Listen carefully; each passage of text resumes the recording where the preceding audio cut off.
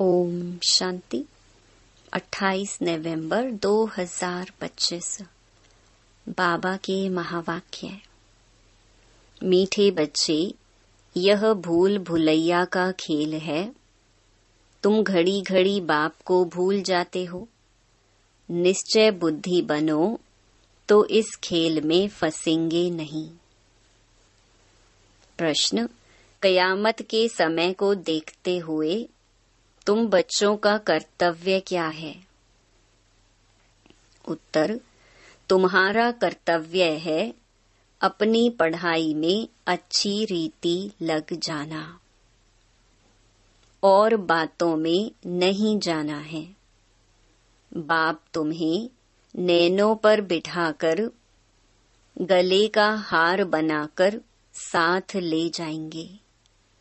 बाकी तो सबको अपना अपना हिसाब किताब चुकतू करके जाना ही है। बाप आए हैं सबको अपने साथ घर ले जाने। गीत, दूर देश का रहने वाला आया देश पर आए। ओम शांति। रूहानी बाप रूहानी बच्चों को बैठ समझाते हैं। भारत खास और दुनिया आम, सब विश्व में शांति चाहते हैं। अब यह तो समझना चाहिए, जरूर विश्व का मालिक ही विश्व में शांति स्थापन करते हैं। गॉड फादर को ही पुकारना चाहिए कि आकर विश्व में शांति फैलाओ। किसको पुकारें वह भी बिचारों को पता नहीं है। सारे विश्व की बात है ना, सारे विश्व में शांति चाहते हैं। अब शांति का धाम तो अलग है, जहाँ बाप और आप आत्माएं रहती हो। यह भी बेहद का बाप ही समझाते हैं। अब इस दुनिया में तो ढेर के ढेर मनुष्य हैं, अनेक धर्म है। कहते हैं एक धर्म हो जाए तो शांति हो। सब धर्म मिलकर एक तो हो नहीं सकते। त्रिमूर्ति की महिमा भी है। त्रिमूर्ति के चित्र बहुत रखते हैं। यह भी जानते हैं ब्रह्मा द्वारा स्थापना किसकी? सिर्फ शांति की थोड़ी होगी। शांति और सुख की स्थापना होती है। इस भारत में ही 5000 वर्ष पहले जब इनका राज्य था, तो जरूर बाकी सब जीव आत्माएं जीव को छोड़ अपने घर गई होंगी। अब चाहते हैं एक धर्म, एक राज्य, एक भाषा। अब तुम बच्चे जानते हो, बाप शांति सुख संपत्ति की स्थापना कर रहे हैं। एक राज्य भी जरूर यहाँ ही होगा ना।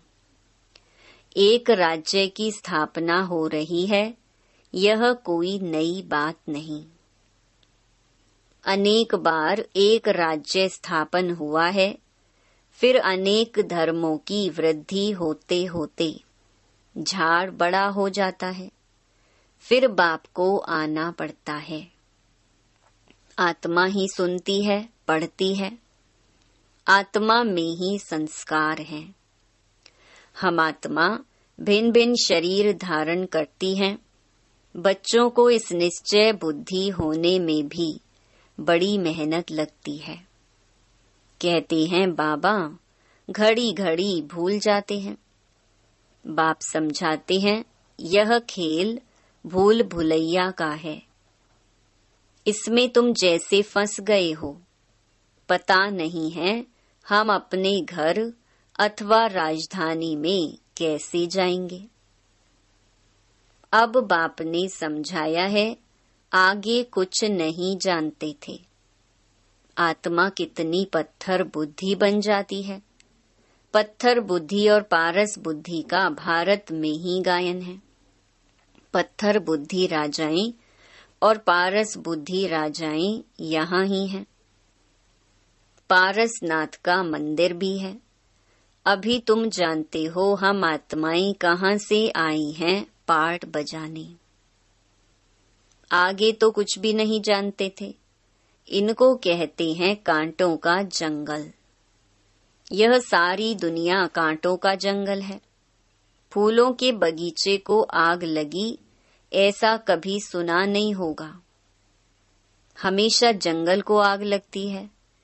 यह भी जंगल है, इनको आग लगनी है जरूर। भंभोर को आग लगनी है। इस सारी दुनिया को ही भंभोर कहा जाता है। अभी तुम बच्चों ने बाप को जान लिया है। सम्मुख बैठे हो। जो गाते थे तुम ही से बैठूं, वह सब कुछ हो रहा है। भगवानुवाच तो जरूर पढ़ेंगे ना। भगवानुवाच बच्चों प्रति ही होगा ना।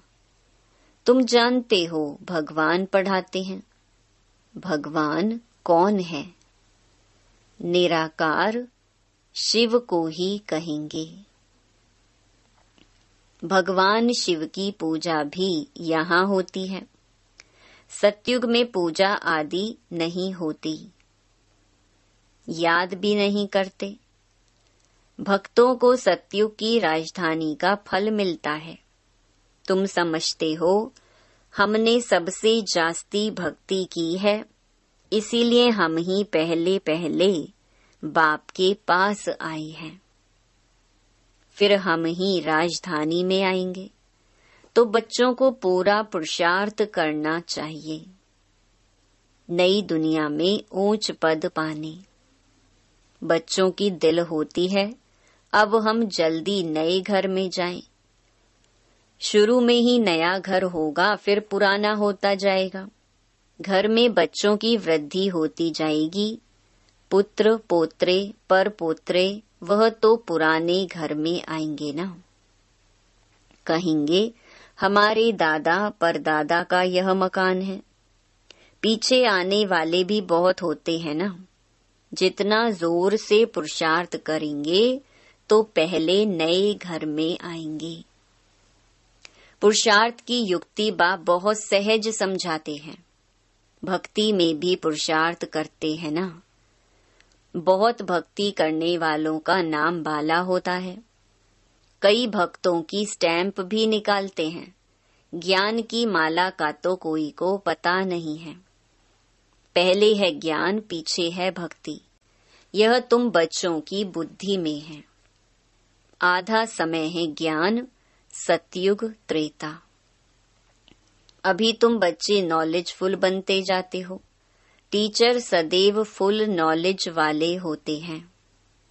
स्टूडेंट में नंबरवार मार्क्स उठाते हैं। यह है बेहद का टीचर। तुम हो बेहद के स्टूडेंट। स्टूडेंट तो नंबरवार ही पास होंगे, जैसे कल्प पहले हुए हैं। बाप समझाते हैं तुमने ही 84 जन्म लिए हैं। 84 जन्मों में 84 टीचर होते हैं। पुनर्जन्म तो जरूर लेना ही है। पहले जरूर सतो प्रधान दुनिया होती है, फिर पुरानी तमो प्रधान दुनिया होती है। मनुष्य भी तमो प्रधान होंगे ना। झाड़ भी पहले नया सतो प्रधान होता है। नए पत्ते बहुत अच्छे अच्छे होते हैं। यह तो बेहद का झाड़ है। ढेर धर्म है। तुम्हारी बुद्धि अब बेहद तरफ जाएगी। कितना बड़ा झाड़ है। पहले पहले आदि सनातन देवी देवता धर्म ही होगा। फिर वैरायटी धर्म आएंगे। तुमने ही 84 वैरायटी जन्म लिए हैं। वह भी अविनाशी है। तुम जानते हो कल्प कल्प 84 का चक्कर हम फिरते रहते हैं। 84 के चक्कर में हम ही आते हैं। 84 लाख जन्म कोई मनुष्य की आत्मा नहीं लेती है। वह तो वैरायटी जानवर आदि ढेर हैं। उनकी कोई गिनती भी नहीं कर सकते। मनुष्य की आत्मा ने 84 जन्म लिए हैं। तो यह पार्ट बजाते बजाते एकदम जैसे टायर्ड हो गए हैं, दुखी बन गए हैं। सीढ़ी उतरते सतो प्रधान से तमो प्रधान बन गए हैं। बाप फिर तमो प्रधान से सतो प्रधान बनाते हैं। बाप कहते हैं, मैं तमो प्रधान शरीर, तमो प्रधान दुनिया में आया हूँ। अब सारी दुनिया तमो प्रधान है। मनुष्य तो ऐसे कह देते हैं, सारे विश्व में शांति कैसे हो। समझते नहीं कि विश्व में शांति कब थी। बाप कहते हैं, तुम्हारे घर में तो चित्र रखे हैं ना। इनका राज्य था तो सारे विश्व में शांति थी। उनको स्वर्ग कहा जाता है। नई दुनिया को ही हेवन, गोल्डन एज कहा जाता है। अभी ये पुरानी दुनिया बदलनी है। वह राजधानी स्थापन हो रही है। विश्व में राज्य तो इनका ही था। लक्ष्मी नारायण के मंदिर में बहुत मनुष्य जाते हैं। यह थोड़े ही किसकी बुद्धि में है कि यही भारत के मालिक थे। इनके राज्य में जरूर सुख शांति थी। 5000 वर्ष की बात है जब इनका राज्य था। आधा कल्प के बाद पुरानी दुनिया कहा जाता है। इसीलिए धंधे वाले स्वास्तिका रखते हैं चौपड़े में। उनका भी अर्थ है ना। वह तो गणेश कह देते हैं। गणेश को फिर विघ्न विनाशक देवता समझते हैं। स्वास्तिका में पूरे 4 भाग होते हैं। यह सब है भक्ति मार्ग। अभी दीपावली मनाते हैं। वास्तव में सच्ची सच्ची दिवाली याद की यात्रा ही है, जिससे आत्मा की ज्योति 21 जन्मों के लिए जग जाती है। बहुत कमाई होती है। तुम बच्चों को बहुत खुशी होनी चाहिए। अभी तुम्हारा नया खाता शुरू होता है नई दुनिया के लिए। 21 जन्मों के लिए खाता अभी जमा करना है। अब बाप बच्चों को समझाते हैं, अपने को आत्मा समझ सुन रहे हो। आत्मा समझ सुनेंगे तो खुशी भी रहेगी। बाप हमको पढ़ाते हैं। भगवानुवाच भी है ना। भगवान तो एक ही होता है। जरूर वह आकर शरीर लेता होगा, तब भगवानुवाच कहा जाता है। यह भी किसको पता नहीं है, तब नेति नेति करते आई हैं। कहते भी हैं वह परम पिता परमात्मा है, फिर कह देते हम नहीं जानते। कहते भी हैं शिव बाबा, ब्रह्मा को भी बाबा कहते हैं। विष्णु को कभी बाबा नहीं कहेंगे। प्रजापिता तो बाबा ठहराना। तुम हो बीके। प्रजापिता नाम ना होने से समझते नहीं हैं। इतने ढेर बीके हैं तो जरूर प्रजापिता ही होगा। इसीलिए प्रजापिता अक्षर जरूर डालो तो समझेंगे प्रजापिता तो हमारा ही बाप ठहरा। नई सृष्टि जरूर प्रजापिता द्वारा ही रची जाती है।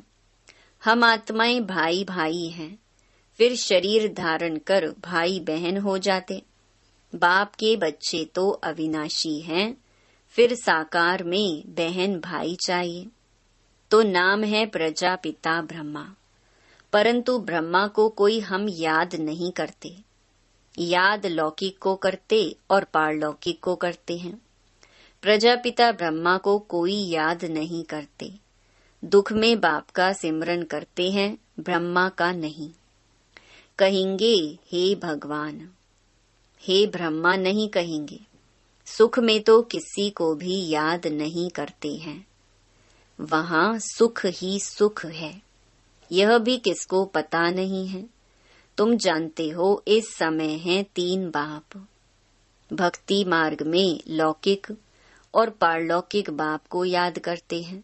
सतयुग में सिर्फ लौकिक को याद करते हैं। संगम पर तीनों को याद करते हैं। लौकिक भी है परंतु जानते हैं वह है हद का बाप। उनसे हद का वर्षा मिलता है। अभी हमको बेहद का बाप मिला है, जिससे बेहद का वर्षा मिलता है। यह समझ की बात है। अब बेहद का बाप आए हैं ब्रह्मा के तन में, हम बच्चों को बेहद का सुख देने। उनका बनने से हम बेहद का वर्षा पाते हैं। यह जैसे दादी का वर्षा मिलता है ब्रह्मा द्वारा। वह कहते हैं वर्षा तुमको मैं देता हूँ, पढ़ाता मैं हूँ, ज्ञान मेरे पास है। बाकी न मनुष्यों में ज्ञान है न देवताओं में, ज्ञान है मेरे में, जो मैं तुम बच्चों को देता हूँ। यह है रूहानी ज्ञान।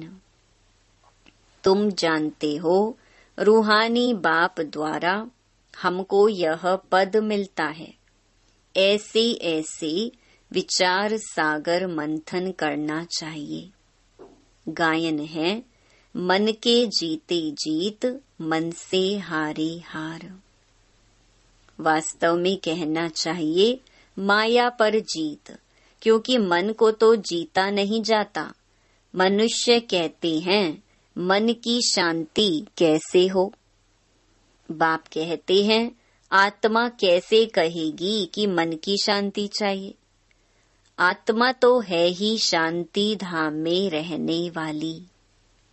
आत्मा जब शरीर में आती है तब कार्य करने लग पड़ती है।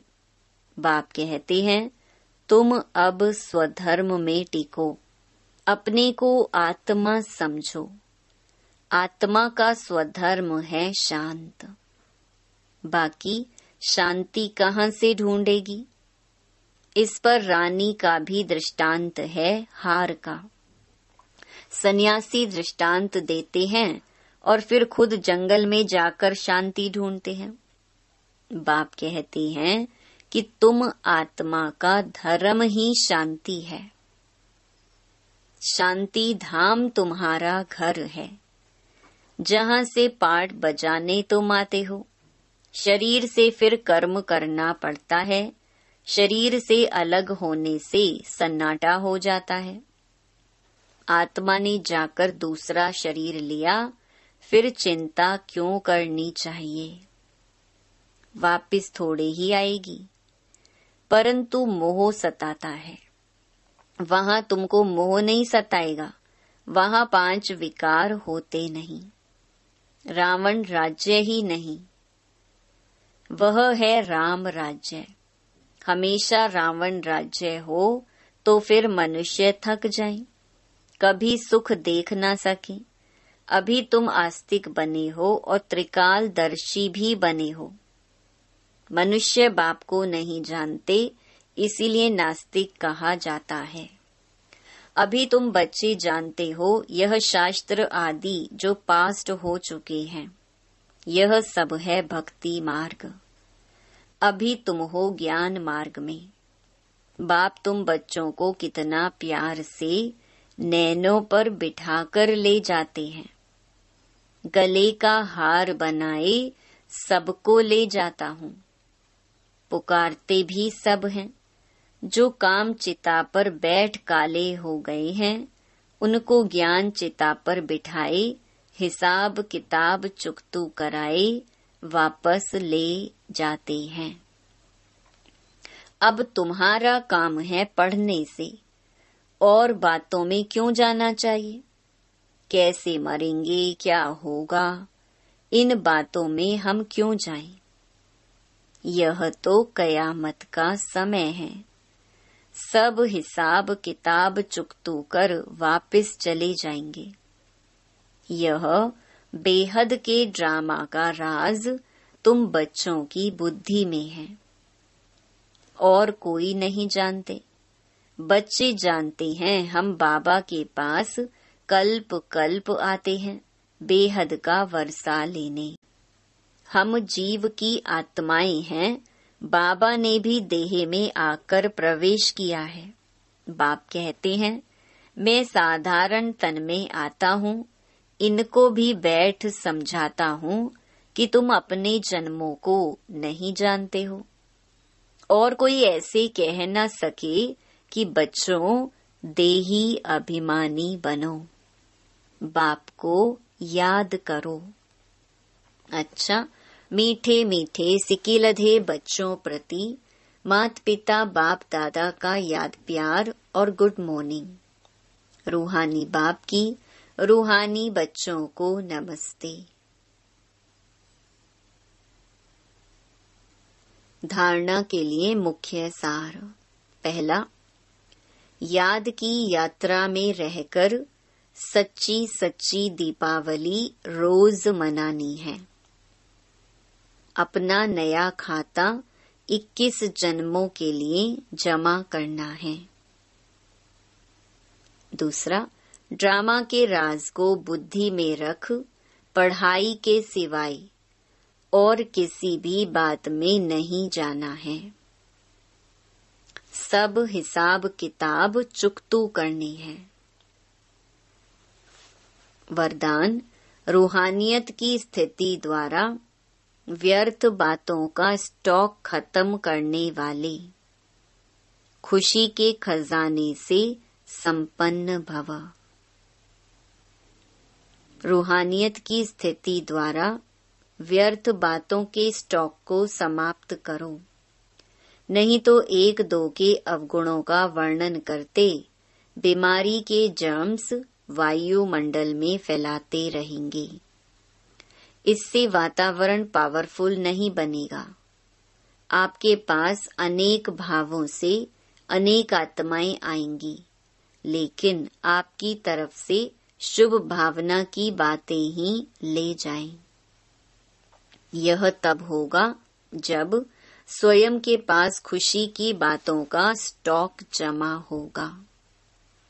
यदि दिल में किसी के प्रति कोई व्यर्थ बातें होंगी, तो जहाँ बातें हैं वहाँ बाप नहीं, पाप है। स्लोगन, स्मृति का स्विच ऑन हो तो मूड ऑफ हो नहीं सकती। अव्यक्त इशारे, अशरीरी व विदेही स्थिति का अभ्यास बढ़ाओ। जितना जो बिजी है, उतना ही उसको बीच बीच में यह अभ्यास करना जरूरी है।